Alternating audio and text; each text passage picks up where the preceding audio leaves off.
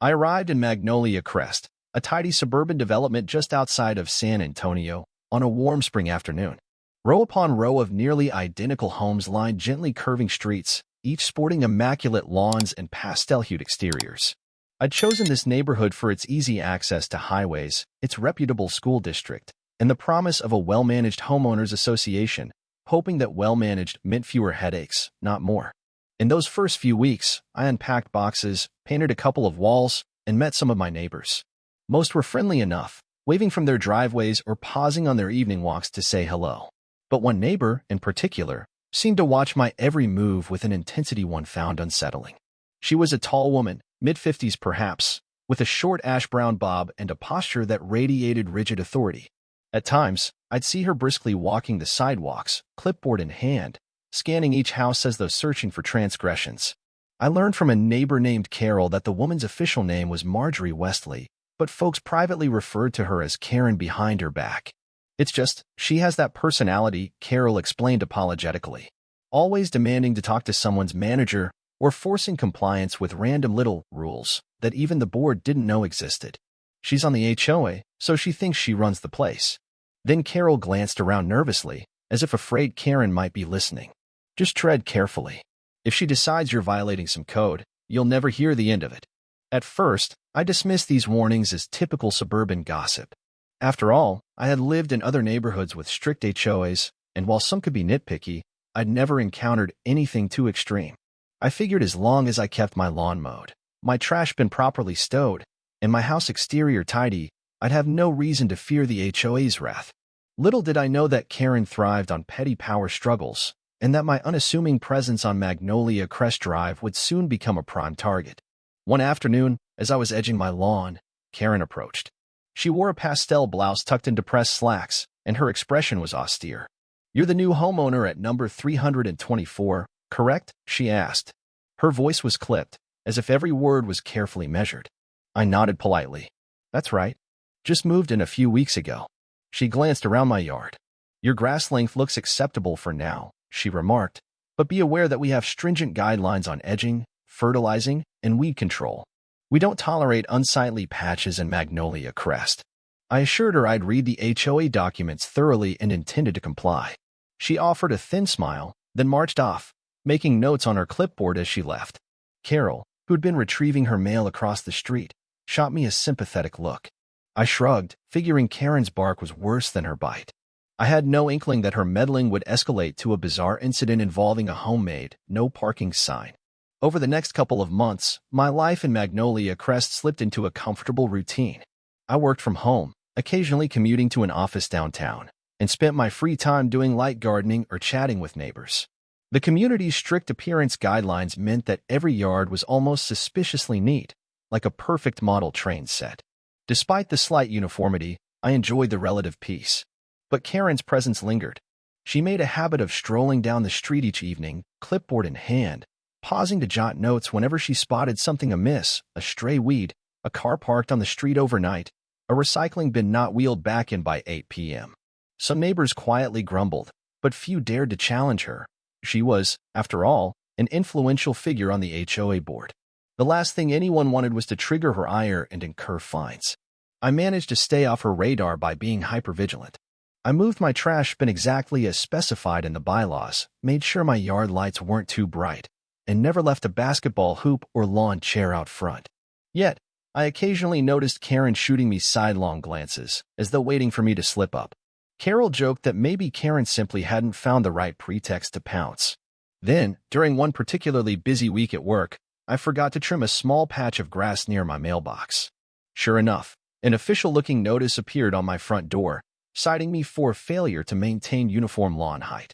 The penalty was mild, just a warning, but it was personally delivered by Karen, who scribbled her name at the bottom with a flourish. It felt like a power play, reminding me that she was watching my every move. I corrected the infraction immediately, and the matter blew over. Still, it left a sour taste in my mouth. Why not a friendly reminder or a neighborly suggestion? Instead, Karen swooped in with the might of the HOA to scold me for a trivial oversight. Carol insisted this was typical Karen behavior. Any chance she gets, she'll wave the rulebook in your face. Summer arrived, bringing blazing sunshine and the hum of cicadas.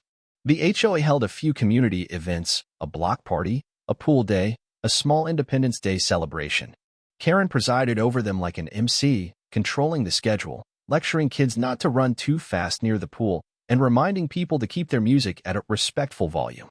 Some longtime residents seemed resigned to her leadership style, even if they bristled at her condescending remarks. I attended a couple of these gatherings, hoping to integrate into the community. Each time, Karen made a point of greeting me with forced politeness and then promptly criticizing some minor aspect, maybe my choice of porch decor or the fact that I hung a wind chime. While never overtly rude, she radiated the vibe of someone convinced her opinions were the law. Unsurprisingly, I began finding reasons to avoid her altogether. Then, out of nowhere, came the bizarre stunt that would push my patience to the limit, Karen erecting a no parking sign right outside my house. It started on a Monday morning, one of my work-from-home days. I stepped onto my front porch, coffee mug in hand, relishing the mild weather before the Texas heat ramped up. Glancing toward the street, I noticed something odd near my driveway, a small but official-looking no parking sign affixed to a short metal post hammered into the grass between the sidewalk and the curb. At first, I assumed it was some new city regulation. Perhaps there had been an issue with cars blocking emergency access. But then I noticed the sign was off. The lettering wasn't quite the same style as standard municipal signage. The post looked hastily painted. Still, it had a certain veneer of legitimacy, enough that a casual passerby might mistake it for the real thing. Concerned, I walked down to examine it more closely. The sign read, "No parking. Tow-away zone. Reserved for authorized HOA personnel." Below that, in smaller letters, someone had written VIP spot, with a black marker, underlining it twice. My brows rose in confusion. This definitely didn't seem official. My mind immediately leapt to Karen. Who else would do something so brazen and so petty? I texted Carol, asking if she'd seen it. She replied within minutes, saying she had no clue about any new parking rules, and that the sign definitely wasn't city-issued. Another neighbor, Tyler, strolled by around the same time, shaking his head at the sign. "That's not real," he muttered. "But you better believe Karen put it there." My driveway was on a slight curve in the road, and occasionally, visitors or delivery drivers parked on the curb out front. So why would Karen deem it her VIP spot? The arrogance was stunning. If she had an issue with me or my guest parking by the curb, she could have brought it up at an HOA meeting or confronted me directly. Instead, she'd hammered a faux official sign into the grass, claiming the space for herself. At first, I considered ignoring it. But then I realized ignoring it would let Karen think she could manipulate the streets at will. I decided to do some digging. I contacted the local city council office, explaining the sign and inquiring whether any official permission was granted. The receptionist laughed, telling me they had no record of new parking restrictions in Magnolia Crest. She advised me to submit a complaint through the city's code enforcement website and an inspector would come check. So I did exactly that. I snapped photos of the sign from multiple angles, uploaded them with a brief description, and filed a complaint. Meanwhile, I told Carol and Tyler about my plan, and they both applauded. "Karen's overstepping her bounds," Tyler said. "If nobody pushes back, she'll just keep doing this." Within a day, I received an automated email stating that my complaint was under review. All that remained was to wait for the city's response, and to brace for Karen's likely reaction once she realized I was challenging her. The next morning, I spotted Karen outside, fussing with the sign. She was adjusting its angle, making sure it was upright, smoothing the soil at the base as if planting a flag on conquered territory. My stomach twisted in irritation. I briefly debated confronting her right then, but decided to wait for the city's response so I could have official backing. That afternoon, while mowing the lawn, I noticed Karen marching across the street toward me. She wore a crisp blouse and a rigid expression, clipboard tucked under one arm. As soon as I shut the mower off, she launched in. "Good afternoon," she said. "I see you've noticed the no parking sign. Just so you're aware, the HOA board voted to designate this area for official business. We have a right to control parking that obstructs certain vantage points." My eyebrows shot up. Really? I wasn't aware of any such vote or rule. There's nothing about it in the bylaws I received. Karen sniffed, lifting her chin. "We have the authority, under Section 14.2.4, to regulate curbside parking if it interferes with community safety or property values. Several times, I've seen cars blocking driveways in a way that inconveniences me, Us. She corrected herself quickly, but I caught the slip. Hence, the sign ensures a designated spot for HOA representatives on official visits. I paused, heart pounding. Her explanation was flimsy at best. So, it's not a city-approved sign? It's an HOA-approved sign, she retorted. We don't need separate city approval for regulating our own streets. I almost laughed. Magnolia Crest streets were public property. I knew enough to realize that an HOA typically doesn't have unilateral authority over public roads. Private roads, maybe, but not these. Yet Karen seemed fully convinced of her power. I'll need to verify that, I said calmly. Because from what I understand, we're part of the city's jurisdiction, not a gated private community. Karen's eyes narrowed. I assure you, we have the final say on matters of neighborhood aesthetics and functionality. Deciding not to reveal my pending complaint, I simply nodded. I'll check with the city. If it's official, I guess we'll all abide by it. But if it's not, we have a problem. She opened her mouth, presumably to protest, then snapped it shut. You do that, she said finally, voice taut. But don't remove the sign. That would be a direct violation. With that, she turned and strode away, leaving me seething. I resumed mowing, a swirl of thoughts churning in my head. If Karen genuinely believed she could commandeer a public curb for her so-called VIP area, she was in for a rude awakening. A few days later, I received an email from the San Antonio Code Enforcement Department. It read, Dear my name, thank you for your submission regarding a potentially unauthorized no parking sign near my address. Our preliminary review indicates no record of a municipal request for such signage. We will schedule an inspector to visit the location within the next week to assess compliance with local ordinances. We appreciate your vigilance in keeping our public streets appropriately regulated. Sincerely, Ms. Lydia Gonzalez, Code Enforcement Officer. Relief flooded me. An inspector would confirm the sign's illegitimacy, hopefully forcing its removal. But the question remained, how would Karen react? From talking to neighbors, I'd heard stories of her doubling down when challenged, sending threatening letters, or citing random bylaw sections.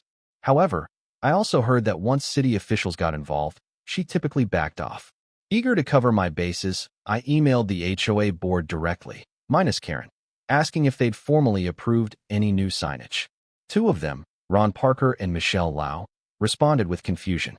Michelle wrote, No, we haven't passed a motion for no parking around your driveway. This must be a personal initiative by Ms. Wesley. Ron likewise said the board had never discussed the matter. So Karen had lied, using the HOA's name to push her private agenda. Armed with these messages, I felt more confident. The next time Karen cornered me, I'd have proof that the board hadn't sanctioned her sign. Meanwhile, I let Carol and Tyler know that the city inspector would soon come by. They both nodded eagerly, promising to share any photos or statements if needed. Tyler even recalled how Karen had once threatened to ban street parking altogether, an absurd notion for a public thoroughfare. The neighborhood gossip mill churned. Some folks quietly cheered me on, saying Karen needed to be taken down a peg. Others worried about potential retaliation. But I was past caring. If she wanted war over a single parking spot, so be it. I'd fight her with the official channels rather than stoop to her level of pettiness. Sure enough, Karen tried to escalate.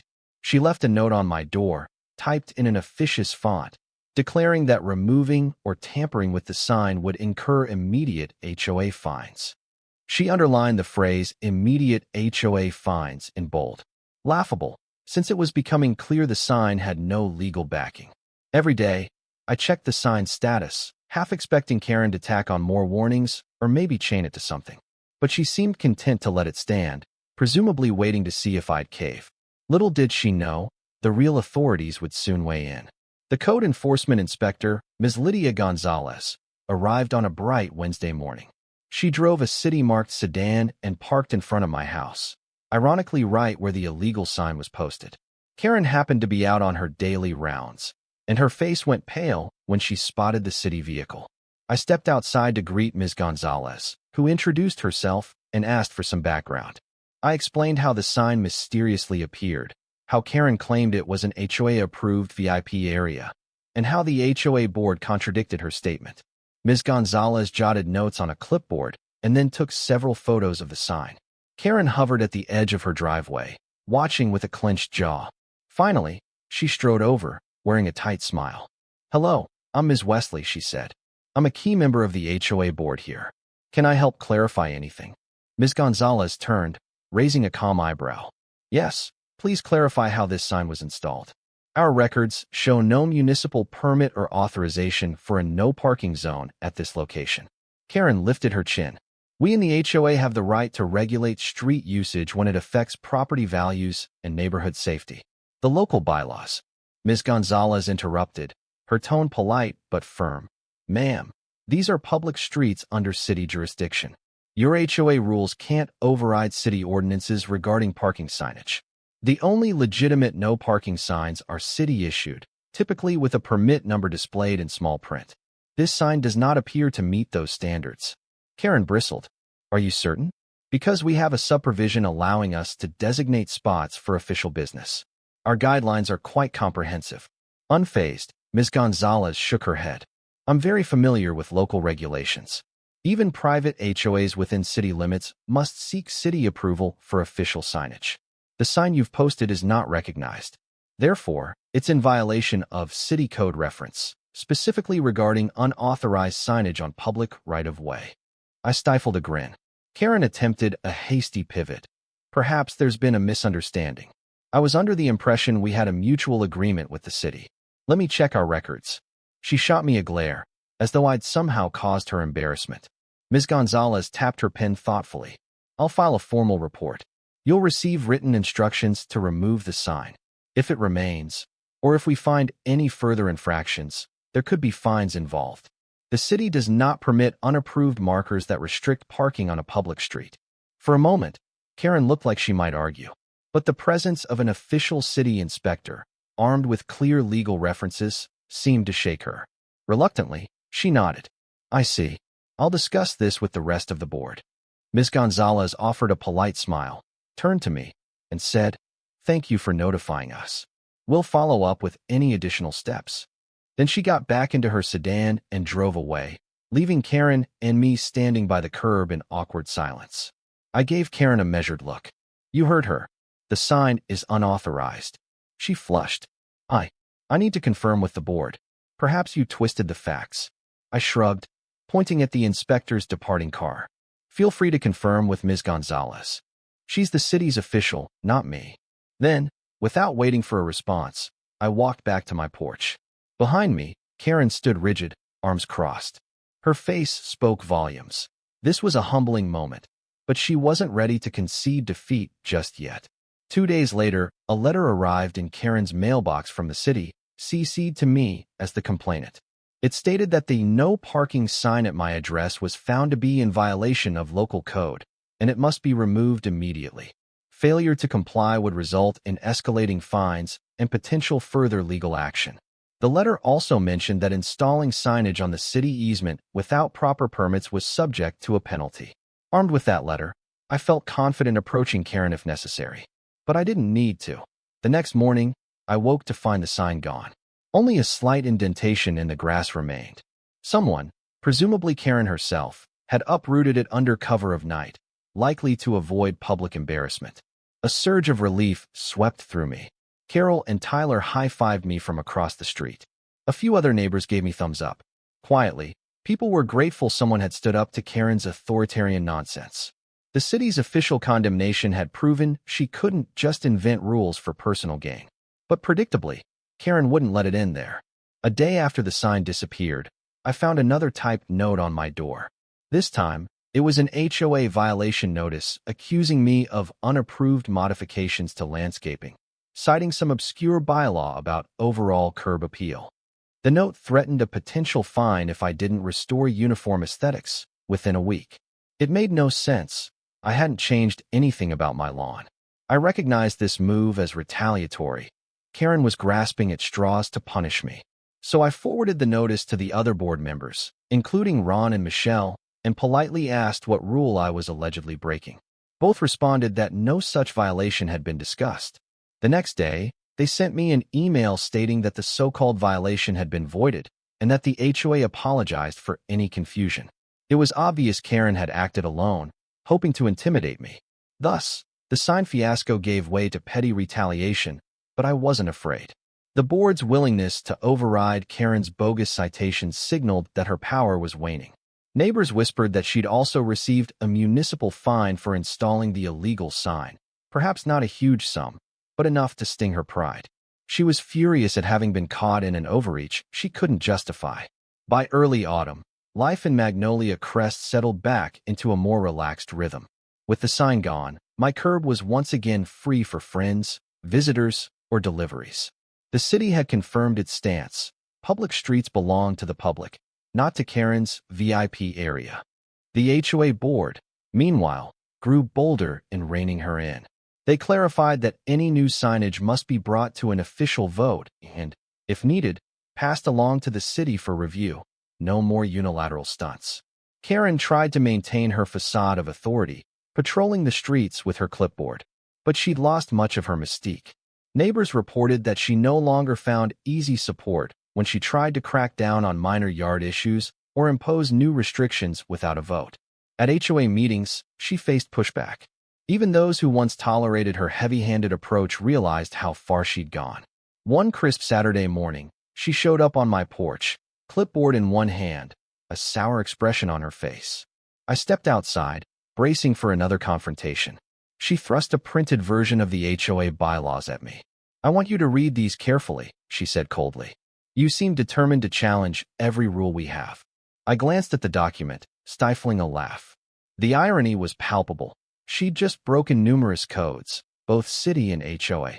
Yet here she was, shoving the rules at me. "Thank you," I said politely. "I've read them before." And ironically, none mentioned personal no parking zones. Her cheeks reddened. "You don't have to rub it in." I kept my tone measured. "Karen, you tried to claim part of the public curb as your personal space. You misled folks into thinking it was officially approved. The city fined you. The board disavowed your actions, and you owe me an apology." She fumed. An apology? Look, I was acting in the best interests of the community. We have a parking problem in this neighborhood. Then propose a legitimate solution at the next board meeting, I countered. But don't unilaterally post illegal signs. If you do, I'll go straight to the city again. Her eyes flashed with anger, but she didn't have a comeback. After a tense pause, she muttered, "You've made quite a name for yourself, stirring up trouble." I shrugged. "Only because you forced the issue. If you recall, you were the one who started it by planting that sign. Next time, follow proper channels." For a moment, she hovered on my porch, visibly wrestling with her pride. Finally, she turned on her heel. "Well," she spat, "just keep your guests from blocking my driveway." Then she stomped away, leaving me standing there with the bylaws in hand. I couldn't help but grin at her retreating figure, a strange satisfaction washing over me. In the weeks that followed, I received supportive nods from neighbors who appreciated my willingness to confront Karen's overreach. Some privately confided that they, too, had endured petty harassment, threatening letters, warnings about harmless decorations, or demands to remove small yard ornaments. The no parking sign fiasco had become a catalyst for people to question her self-appointed authority. The board scheduled a meeting to address the broader parking situation in Magnolia Crest, legitimately, this time. Karen tried to push her agenda for restricting street parking, but the majority of board members disagreed. They recognized that not every house had ample driveway space, and that visitors often needed curb space. In the end, they passed a mild resolution encouraging neighbors not to block driveways or mailboxes, leaving everything else to city ordinances. Karen's attempts to tighten restrictions were effectively thwarted. She tried a few more times to propose tough new rules, but each time, the board insisted on transparency and a community vote. Freed from Karen's intimidation, many residents turned out to vote against her power grabs. I began to sense a shift in the neighborhood's dynamic. People felt less fear, more confidence in pushing back when they disagreed with her. Meanwhile, my own life stabilized. I no longer worried about stepping outside to find bizarre homemade signs in my yard. The city's stance was unequivocal, and the HOA had made it clear that Karen lacked unilateral authority. I started hosting casual barbecues on weekends, inviting friends and neighbors. Cars parked along the curb with no trouble. Occasionally, Karen would pass by, scowling, but she'd learned not to intervene. One mild October afternoon, I was watering the small flower bed by my mailbox when I spotted Karen across the street, scolding a contractor about the length of time his truck was parked near her house. He pointed to the curb, shook his head, and she eventually stomped inside, apparently realizing she couldn't forcibly remove a legally parked vehicle. I felt a brief pang of sympathy, imagining how lonely it must be to cling to such petty conflicts day after day. But that sympathy was overshadowed by relief. I'd stood my ground, leaned on the proper authorities, and undone her ill-conceived VIP area. Perhaps it was a small victory in the grand scheme of life, but it felt significant nonetheless. It proved that even a meddlesome HOA queen like Karen could be reined in if one followed the rules and refused to be cowed. Months passed. Karen remained on the HOA board. She wasn't easily ousted, but her influence waned. Neighbors shared more openly about her intimidation tactics, resulting in more measured leadership overall. While she still tried to issue warnings, they carried less weight. The rest of the board demanded verifiable evidence of violations, not just Karen's say-so. From time to time, I recalled that moment of seeing the sign planted by my driveway, the stark red letters reading "No parking, tow-away zone," the hasty VIP spot scribbled below. It was such a brazen act of entitlement, and yet it symbolized how quickly someone like Karen could warp a community if left unchecked. The key lesson I gleaned was that petty tyrants thrive on fear and complacency. Shining a light on their actions and involving the proper authorities was often enough to topple their house of cards. As the final stroke of irony, Karen eventually tried to pass an amendment banning unauthorized signage in the neighborhood. The board quashed it, pointing out that the city code was sufficient and ironically referencing her own fiasco as a cautionary tale. Whenever that story came up, neighbors would grin and glance in my direction, as if to say, "Thanks for standing up." I'd nod back with a quiet smile. Indeed, it was satisfying to know that her attempt to seize control of my curb had backfired. My guests continued to park there freely, and Karen, left fuming at her failed power play, could do little but wave her clipboard from a distance.